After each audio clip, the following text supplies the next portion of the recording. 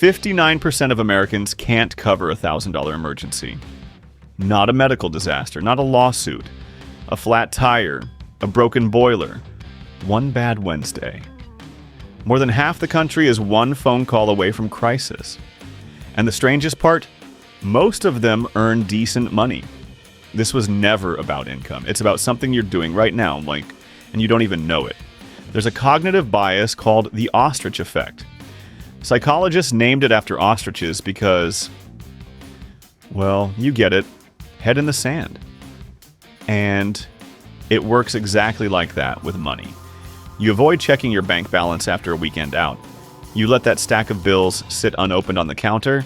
You swipe away the banking app notification because looking at the number makes your chest tight. Sound familiar? Here's the problem. Ignoring the fire doesn't put it out. It just lets it spread. And while you're looking the other way, inflation, rising costs, and your own spending habits are quietly eating you alive. But this isn't just theory. Let me tell you about someone who lived it. Nisha Shah spent 9 years in banking. 9 years following society's blueprint to the letter. Go to school, get the job, climb the ladder. She did all of it. And for a while, it looked like the plan was working. Then one night, everything cracked. Her mentor, a woman she'd been working alongside on multi-billion-dollar deals, pulling late nights for weeks straight, was fired overnight. No warning, no safety net. And the very next morning, Nisha was asked to replace her. She sat in that chair and thought, if this happened to her, what's stopping it from happening to me? And that's when Nisha said something that changed how she saw money forever. If you give someone else the power to feed you, you also give them the power to starve you. That one sentence rewired everything. She stopped spending to look successful and started building something that actually was. So here's the question. What's your step one? It's simpler than you think. Step number 1, build a peace of mind fund. This isn't about spreadsheets. It's not the mathematically optimal move. It's the psychologically critical one. Because money is emotional. And your emotions are running the show, whether you admit it or not. Here's what you do. Pull up the last 30 days of your bank statements. Add up everything that keeps you alive. Rent, utilities, groceries, minimum debt payments, insurance. That total? That's your number. 1 month of core survival costs. Let's say it's $1,500. That's your target, and not for investing, not for a trip to Ibiza, just sitting there, untouched, waiting.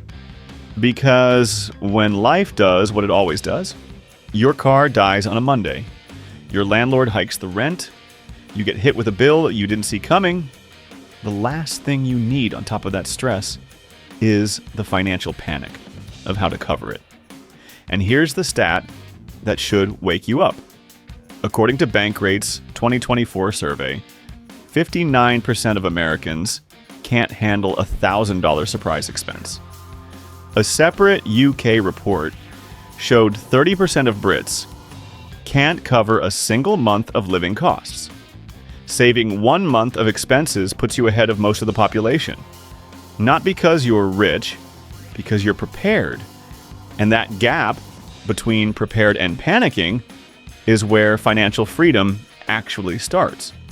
But once that fund is built, you need to stop a different kind of bleeding. And step 2, that one involves math that most people are getting dangerously wrong. Once your peace of mind fund is sitting there, you need to fix the leak that's draining everything else. Think of it like this. You've got a bucket. You're pouring water into it every payday. But there are holes in the bottom. Some are tiny. A forgotten subscription here. And some are massive. A credit card charging you 24% interest while your savings account earns 4%. You're leaking money faster than you can earn it. And no amount of income will fix a bucket with holes. Step number 2. Cut the financial bleeding. Here's what you do. Pull up every single debt you have. Student loan, car payment, credit card, personal loan. That buy now, pay later balance you forgot about. Write them all down. Now rank them from highest interest rate to lowest. Anything above 8%? That's the fire. That's where your money is burning the fastest. Attack that one first. Throw every spare dollar at it while paying minimums on the rest. The moment it's dead, move to the next one. Then the next. And credit cards. Look, credit cards aren't evil. Used right, they're powerful, like cashback, rewards, purchase protection. But there's one non-negotiable rule. Pay the full balance every single month, not the minimum, the full amount. Because the second you start carrying a balance, you're playing the credit card company's game, and they always win. Once the high-interest debt is handled, step number 3, build your emergency buffer. Take your monthly core living expenses, the same number you calculated for your peace of mind fund, and multiply it by 3 if you're single with stable income, by 6 if you have a family, dependents, or unpredictable earnings. Here's why this matters more than you think. Research from Vanguard actually showed that having 3 to 6 months of expenses saved does more for your emotional well-being than earning over $200,000 a year. Read that again. Someone earning $60,000 a year with 6 months of expenses saved is psychologically healthier than someone pulling $200K who's still one bad month from disaster. That same study found that people with a buffer were more productive at work, slept better, and made sharper decisions. Not because they were richer, because they weren't scared. And that's the foundation. Once you have that safety net, you can stop reacting to money and start directing it. That's where the 65-20-15 rule comes in. Take your net monthly income, the number that actually hits your bank account after taxes, and split it into 3 buckets. 65% goes to your needs, rent or mortgage, utilities, groceries, transportation, insurance, the bills that keep the lights on. 20% goes to your fun money, dinner with friends, concert tickets, that weekend trip, the stuff that makes you feel alive. Because if your budget doesn't include fun, you won't stick to it. And a budget you abandon is worse than no budget at all. And 15%? That goes to the future you. Savings, investments, extra debt payments. Today's you planting seeds for tomorrow's you. Now, if you're living paycheck to paycheck and those numbers feel impossible, that's okay. Adjust. Maybe it's 80, 10, 10 for now. The percentages aren't the point. The structure is. Having 3 buckets instead of one chaotic pile of money is what changes everything. But here's the part that trips most people up. They save, and save, and save. And the money just sits there, losing value every single year to inflation. Saving is not building wealth. It's preserving it. Barely. And if you want your money to actually work harder than you do, you have to do something most people put off for years. You have to invest. And the biggest myth standing between you and investing, it's sitting right in your driveway.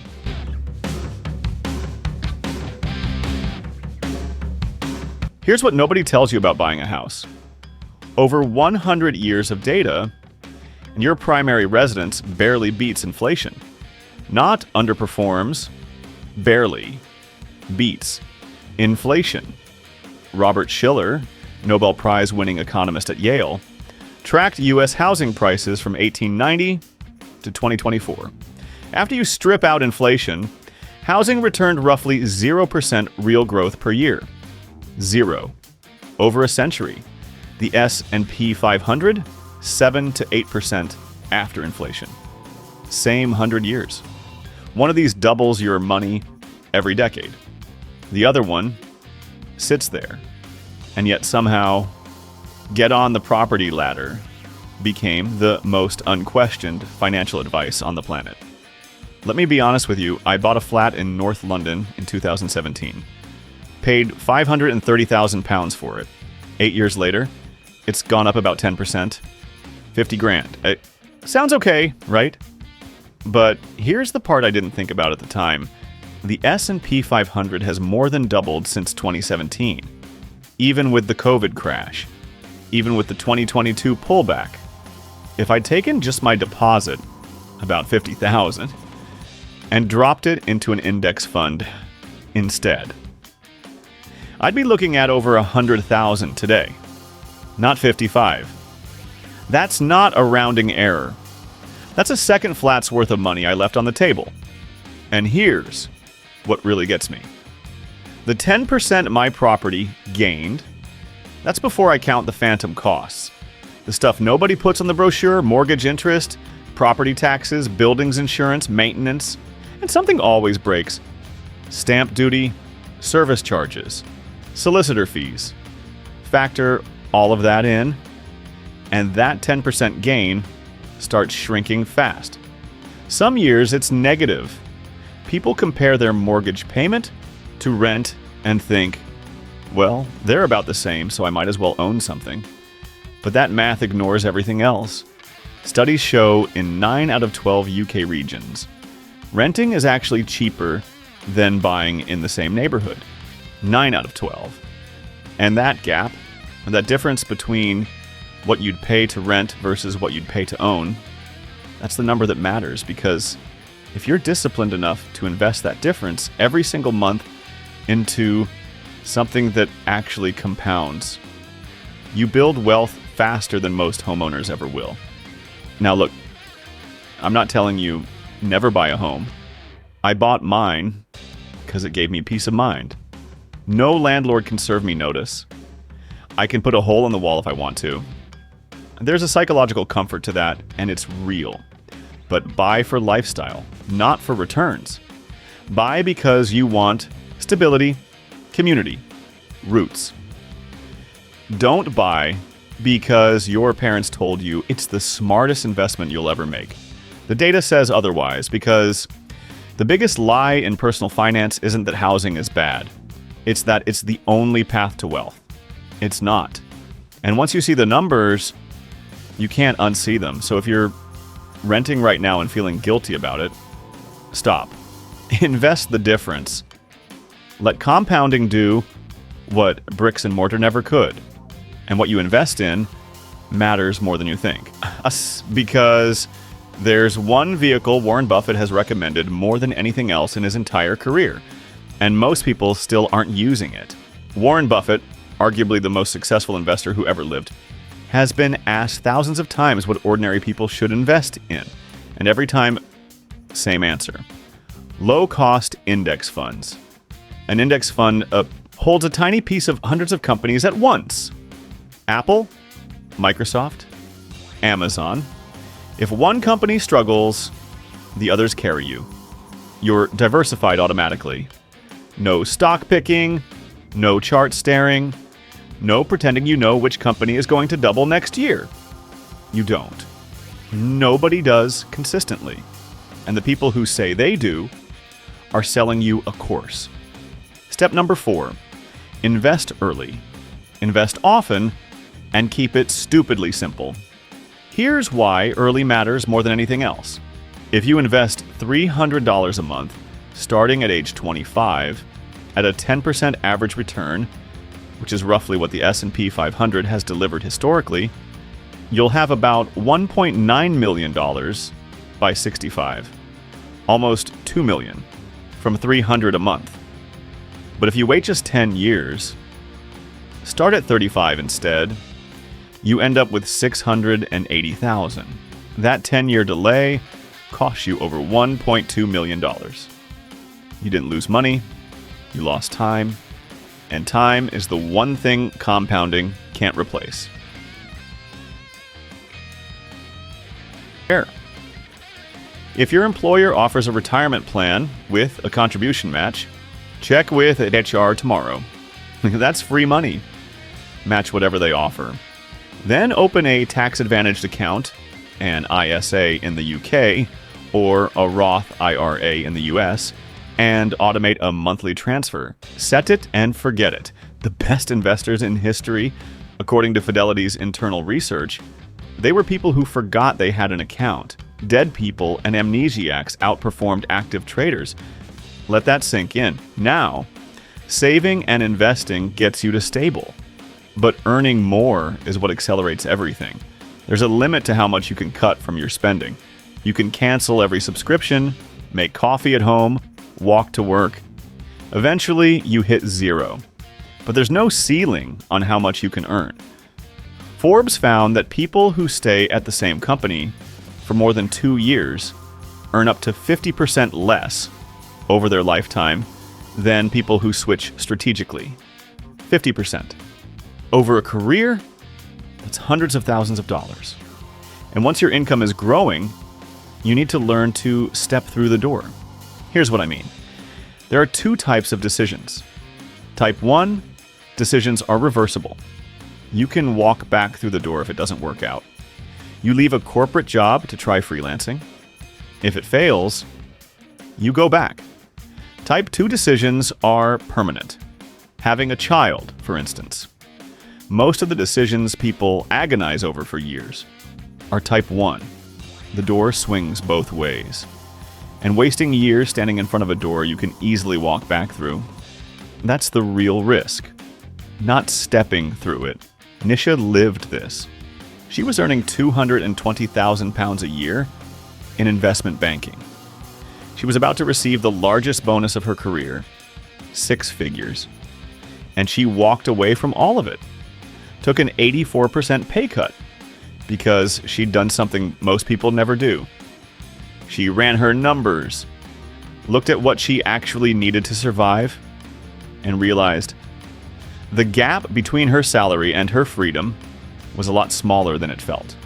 Her dad, a first-generation immigrant who'd worked his entire life to get her into a stable career, didn't even know she'd quit until after it was done. She couldn't tell him because she knew he'd talk her out of it, out of love, but out of fear too.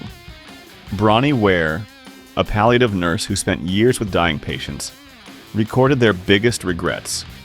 Number 1, I wish I'd had the courage to live a life true to myself, not the life others expected of me. Nobody lies on their deathbed wishing they'd spent more time in a cubicle. So close this video.